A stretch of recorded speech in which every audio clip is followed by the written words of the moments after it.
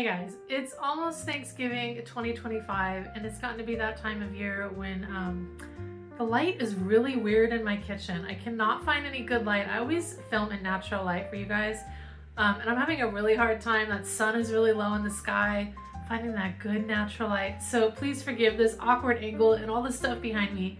But today I wanted to show you how to make a healthy sweet potato side dish. This is something that I came up with years ago and I'm actually resurrecting it for the purposes of today's video. It takes familiar ingredients like sweet potato, which are really popular for gatherings, American Thanksgiving, this time of year, and has a little twist, a little balsamic chutney vinaigrette that I'm going to show you how to make.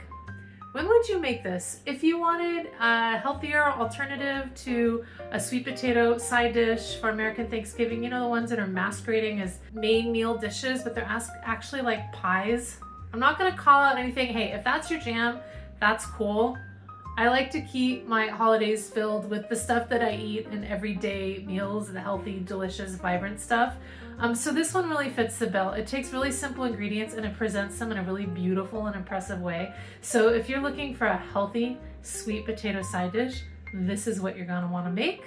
Let me show you how I do it. All right, let's start out with the sweet potatoes for this healthy sweet potato side dish.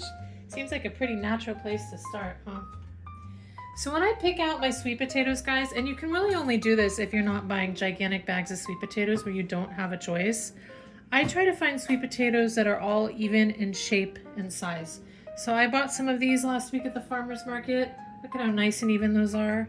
This one is similar. I won't be using this one today, but you can see even though it's got the funny shape, it has like the same kind of width on it. And this one is similar as well. Why is that? So things cook more evenly. That's why. And so that things are easier to cut. So I'm choosing two of my beautiful evenly sized sweet potatoes here. These are the kind that are orange inside. They're actually going to be called the red garnet yams in the store, but these are sweet potatoes. They're not true yams. I've washed them and I'm keeping the skin on. Why? Lots of good fiber. I think a little bit of extra flavor. And I've scrubbed them really well with a veggie scrub brush. So what I'm going to do, I really like this long, narrow shape. I'm going to go ahead and cut them down the middle lengthwise. Your first step is going to be roasting these. Look at, oh God, those are so bright orange. Holy cow. Woo! I love farmers market shopping, people. It's so good. And cut out that kind of dry, gross end. And I'm going to cut them in what I call half moon shapes. Maybe they're a 1/4 inch or so, maybe 1/8 of an inch. Try to stay even as I can. You can actually use a mandolin or something for like this, or something like that for this too, to make it even faster. But I don't mind doing this by hand. Oh my God, I'm so in love. Good Lord. And the reason I'm doing it in this half moon shape for this particular recipe is for presentation. Like I said earlier, this presents as a really nice Thanksgiving dish. And I think Thanksgiving is so much about tradition and presentation and taste. Obviously, you want things to taste good. But I think this is a time when we really should feed our visuals too, right? That's part of the celebration, is that care that goes into everything, and that can be made obvious by the presentation of the food. So I'm taking the time to cut this into these half moon shapes pretty evenly. Actually, those were a little thicker, but we'll be okay. I just want them all to cook evenly, and I'm putting them on a sheet pan over here that I'll show you in a minute what I will do to them. Here's my next sweet potato, and if it's kind of too hard to cut like that, I'm gonna go in the middle. This is kind of long. And the reason I'm doing it one at a time is because I get a nice flat surface. I could do 2 at a time. I still have a flat surface, but my knife isn't quite big enough for that. You can see I'm keeping the tip of my knife on the cutting board. I'm kind of cutting in a circular motion away from me. The sweet potatoes go flying everywhere. I think these are really fresh sweet potatoes. They have a thinner skin on them.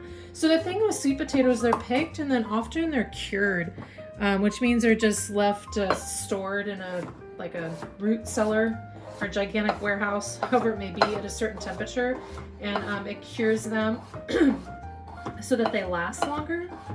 And these, I can tell that they haven't really been cured, that they are fresh out of the ground, because the skin is like paper thin. It's kind of amazing. You don't see them like this very often, even at the farmer's market. This is like paper thin skin right here coming off, which is kind of cool to see. So I bought them anyways. I knew they would taste amazing. They're fine either way. They can even get sweeter when they sit or when they're stored. But this is what we got for today. All right, so roasted sweet potatoes. This is how I even do them like this on weeknights too. I have my pile. I don't bother to get an extra dish bowl dirty to do this. I'm pretty much lazy. I got this random piece of parchment paper that's like halfway covering, but it's what I had, so I don't like to throw stuff like that away, so I'm gonna go ahead and use it. No big deal. Get some olive oil in there. You know what, I think I'm gonna have to divide this into 2 pans. The number one thing you wanna be sure of with this is that everything is in one even layer, and I think this pan isn't going to be big enough, so that's fine. I'll divide it into a second pan.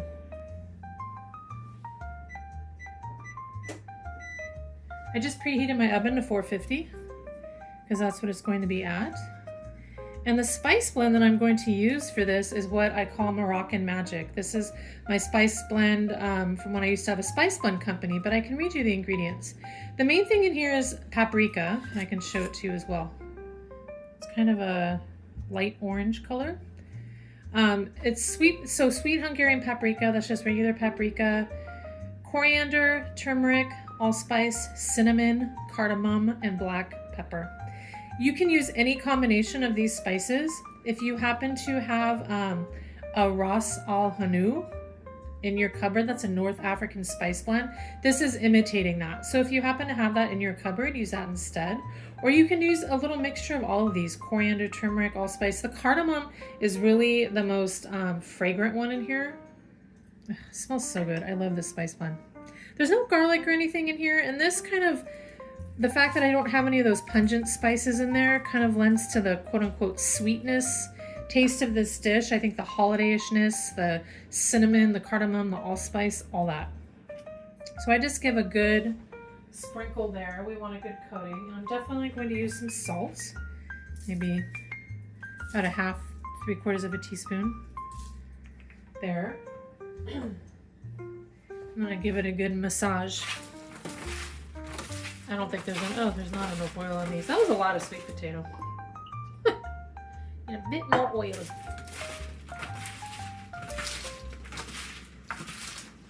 What I'm looking for here in terms of enough spice, I just want it to be, just see a little bit of spice on each of the pieces. Yeah, I think we're there. Because that vinaigrette I'm going to use too, this balsamic chutney vinaigrette I mentioned, that's going to add a second layer of flavor that goes on the top. So these will have a nice base flavor that will complement that chutney, that balsamic chutney vinaigrette. And this is building flavor, right? So I'm seasoning the sweet potatoes one way, and I'm deciding on a second seasoning, which is going to be that balsamic chutney vinaigrette, for kind of a second layer of flavor, and they will complement each other. Let's see if I can get these all on one plate, or platter, or baking sheet, or whatever this thing's called. I don't even know. It's Friday, you guys. I'm a little tired and punchy, so things are gonna get fun. The oven is preheated to 450 degrees. You might think, holy cow, that's hot, but that's what makes these kind of turn a nice roasty brown, even get some crisp edges. All ovens are different. Mine's a pretty new oven and pretty true to its temperature. So 450 is usually where I start with a lot of things. I cook a lot of things at 450. You guys, I'm calling this good enough. Some of them are not quite on the baking sheet, but this is gonna be fine. I've done this before. All right, so I'm gonna throw this in the oven. We'll go from there. So it turns out I didn't preheat the oven. I set the timer to 450, but that's okay. I'll put those in the oven in a minute. I'm waiting for that oven to get up to 450, not 450 minutes or 4 hours, and whatever that was I just set it for. I don't even know. I'm tired, you guys. Did I say that already? Okay, while my sweet potatoes are cooking for 20 minutes, I am going to work on the vinaigrette. It's really straightforward. This is all going to be stuff you have in your pantry. Balsamic vinegar, chutney. You might not have chutney, but that's easy to find. Shallot, Dijon, mustard, honey, salt, and extra virgin olive oil. I don't have any shallot today. What's a shallot? It's a little bit milder, sweeter version in the onion family. But I do have this beautiful red onion in front of me. And so to make it emulate a shallot, what I'm going to do with it is soak it for about 30 minutes. Probably not that long. Soak it for a little while to get kind of rid of some of that pungentness. It'll make it a little bit more mild. So I'm going to show you how I do that. I'm just going to dice a bit of it. Here we go. I'm not even going to take half of it because I don't know if you've seen shallots, but they're quite small. So to emulate kind of a smaller shallot, I'm just going to take a little bit of it. Could you use just raw onion in this? Yes. Would it kind of take over all the flavor in this? Possibly. And that's why I'm going to the trouble of soaking my shallot, my fake shallot, my red onion, so that I don't get that overpowering flavor, right? So I just have a little bit of onion here. I'm going to dice it pretty small because it's in a vinaigrette. It's not getting cooked. And I don't want people to bite into huge chunks of onion, so I'm going to chop it as small as I can. Dice it as small as I can. You can see I did kind of a grid pattern there. One way and then the other way. I didn't go all the way down to the bottom with that to keep it together. I'll do that bottom in a minute. My knife isn't that sharp, guys. In a perfect world, I'd stop and sharpen this knife, but it's doing pretty good. Nice small pieces. And then I get to the end. And I just go one way, oops, and then the other way. And this doesn't have to be perfect. If there's anything I don't like, I'm just gonna, or something big, I'm gonna run my knife back through it. And now I have a nice, about to be fake shallot, diced red onion. Why do they call these red onions anyways? Anybody? Why are they not called purple onions? Anybody? Food historians out there, please talk to me here. Okay, so I'm just putting it in this little bowl because I am going to soak it for a little bit in water. I might add some salt to the water too. Kind of helps break it down a little bit. Or I can just do water as well. All the little bits and pieces. Okay. There it is. I'm going to soak that so it becomes a little milder. You know, red onion is already pretty mild, like compared to a white or yellow onion, but hey, let's make it a little milder. All right, let's see if I can do this without shoving my arm in front of the camera. Are we ready? I'm going to make the balsamic chutney vinaigrette. So I have my chutney. I'm very lucky to have a British sister-in-law. She sent this to me for a Christmas gift, or maybe, I don't know. It's been sitting on the wall, the door of the fridge as a condiment we don't use very often, but this is a perfect place to use it. Chutneys are acidic and fruity usually. Think mango chutney. It's popular in Indian cuisine, and therefore a lot of British tables have it. Well, we won't get into that history right now, but for those who know, right? So this is some kind of chutney that she gifted me, and it is still good. It smells sweet. It smells acidic. It smells delicious. We used it once when we got it. I hope she's not watching this. Regardless, I'm going to use 2 tablespoons of it. It's kind of like an acidic jam. I'll say that. Acidic kind of savory jam. And if you don't have a British sister-in-law who sends you chutney for Christmas gifts, you can find this in probably the international section of a large grocery store. You can use an apricot chutney or a mango chutney. It doesn't have to be dark colored. It can be a lighter color. It will give you that same kind of acidity. And there's probably onion in here too, in this chutney itself, I'm guessing. So it's just going to add this interest, this acidity. There's probably spices in this chutney. Like clove? I'm not sure what's in there. Maybe she'll comment on this video.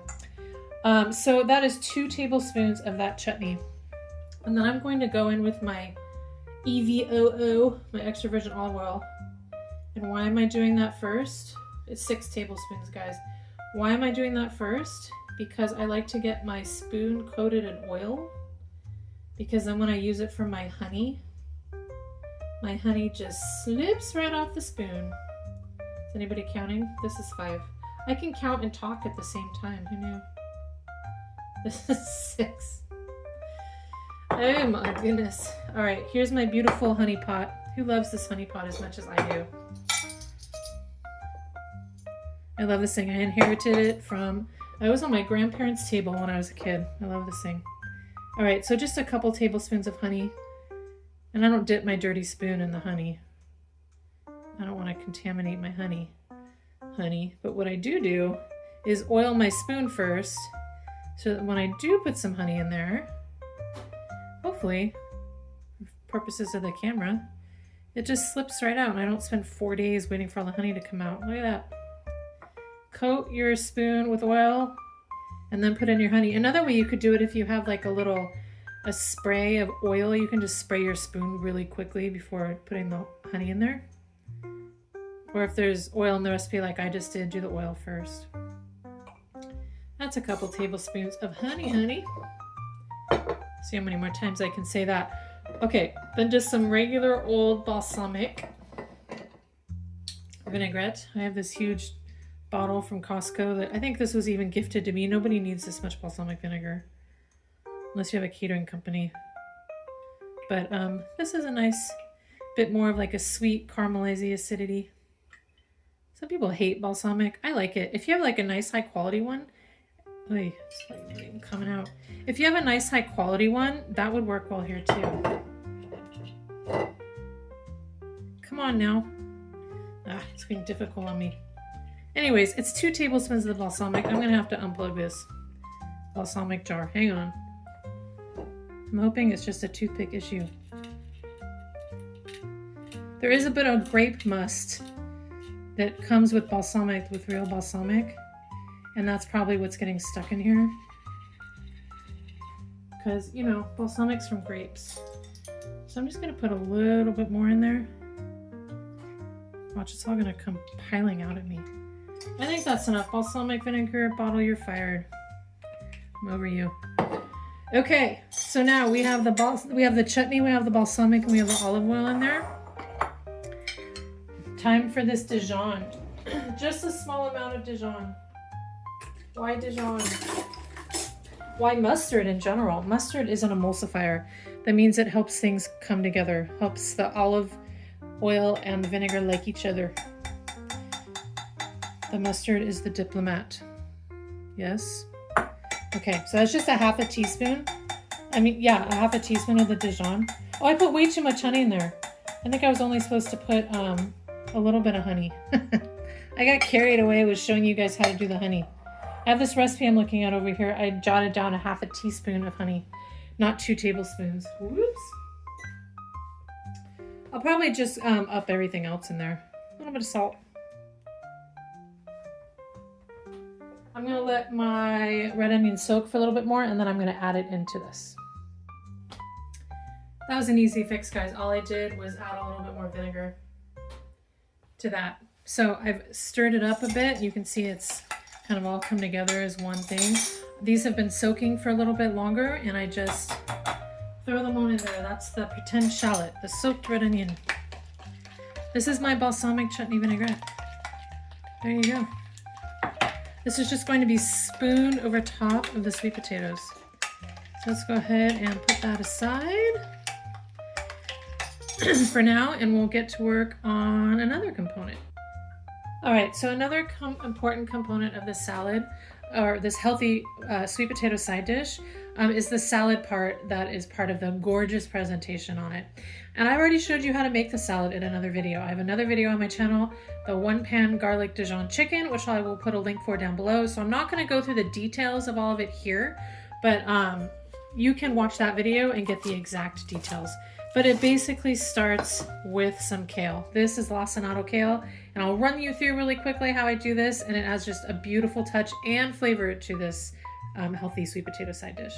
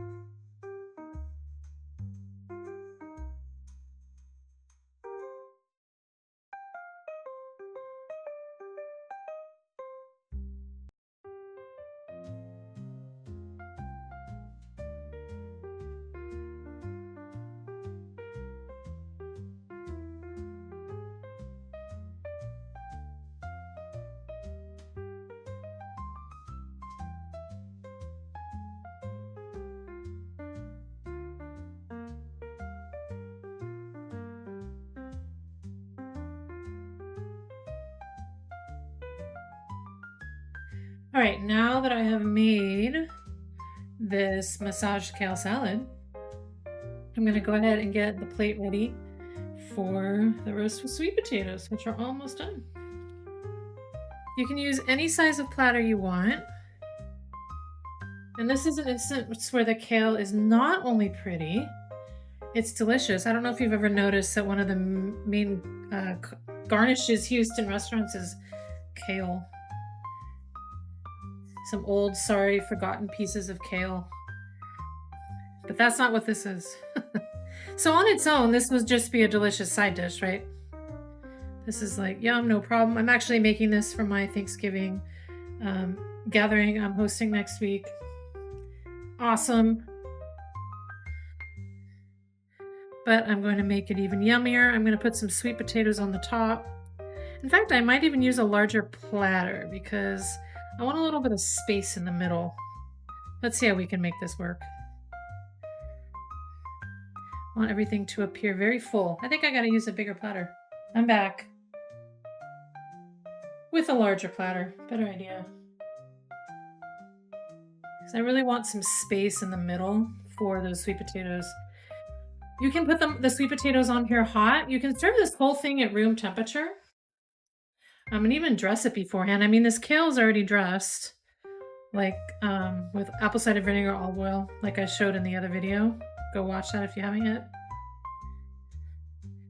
But I do want to create a little bit of space for these sweet potatoes. And this is just a nice little boat for those sweet potatoes to land into. Oh yeah, baby.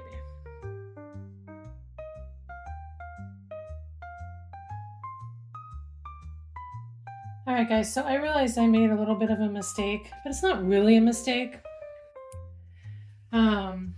Well, one, I told you that the sweet potatoes were going to be fine on the sheet pan, and they were. They just didn't get as toasty roasty if I would have liked. They steamed more than they should have. That's because I crowded the pan, like I always tell people not to. So if you want your potatoes a little bit more crispy for this, separate that pile into 2 pans like I didn't, okay? But these are still cooked and delicious, and they're going to taste fine. They're just not going to have that extra added crispy, crunchy level to them. That's okay. But I realized when I made this in the past, I've done a lot bigger sized sweet potatoes and then actually like have laid the sweet potatoes out. Look at that. Like really taking the time. And this is a lot easier when you have a lot larger sizes sweet potatoes, like those big fatties. And then it just looks like a really nice composed dish. It's basically more of a composed salad, at least in the sweet potato part. Right? So it's your choice. I'm trying to decide if I'm just dumping. What do you guys vote for? Should I just dump these? Oh, they're going to look so much nicer though. But I do have a huge pile of sweet potatoes here to use. So it's up to you. When you put the salad together, you get to decide if you're doing what I'm doing here, composing it like this, which makes it very celebratory because you took all this time and effort to do this, or if you're just going to dump it on. And like I said, if you are going to compose it like this, consider getting some bigger sweet potatoes. I mean, this does look so nice. Am I right? Another way to do this would have been, ooh, this is what would have been good. Should I do this now? Here. I already have these nice lineups of sweet potatoes. I know I'm super handling my food, but hey, it's pretty much only my family that's eating it. I don't recommend this if you're feeding tons of people, like wear gloves or something, but for this purpose right here, here's what I'm gonna do. I'm gonna put a mess of sweet potato on the bottom. And then, I mean, this looks really nice too. Because just the orange and the green, yeah, also looks good. I guess what I'm trying to say is be creative, and this is what I would do. This could also be pieces of like butternut squash. Some really large pieces of squash would make it easier with the same spice blend, same vinaigrette. Yeah, so this is good, but then maybe I'll do this. Hey, these are still like piping hot. I've got like chef's hands going over here. Okay. Does it really matter? I don't know. You make the call. I spending entirely too much time on this? Possibly. I want to show you all the possibilities. Yeah, maybe this year I should make it with squash instead of sweet potato. Oh no. I don't even know if I'm making this, guys. I just wanted to show this one to you. This one's great for Christmas too. Oh, see, that looks so pretty. Maybe take the time. Okay, that's my chef professional opinion. Maybe take the time. And here's my balsamic chutney vinaigrette. And this is just a drizzle job. So the kale's already dressed, right? I dressed that separately. So there's already a lot of flavor there. I just put this nice balsamic vinaigrette over the top. Oh, you can do a little bit on the salad too. Why not? Even things out. Ooh, and you know what I didn't cut that I have here? Pomegranate. That would be a pretty finishing touch. Should I do that for you guys? Hang on. You ready for it? You get the bonus. I mean, I'm sure you all have seen this online. To get these pomegranate seeds out, I probably shouldn't tell you to go with a huge chef knife towards your thumb. And then what you want to do, take off that top bit. It's a really nice pomegranate. They've just started to come in season here. I take out that top bit because I want to see where the like lines are. There's these white membranes. I'm going to cut along those. This is one. This is basically the petals of the flower as they form into fruit.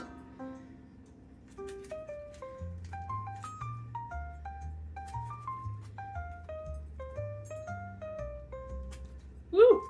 Got pomegranate juice in my face. And then kind of separate it in there.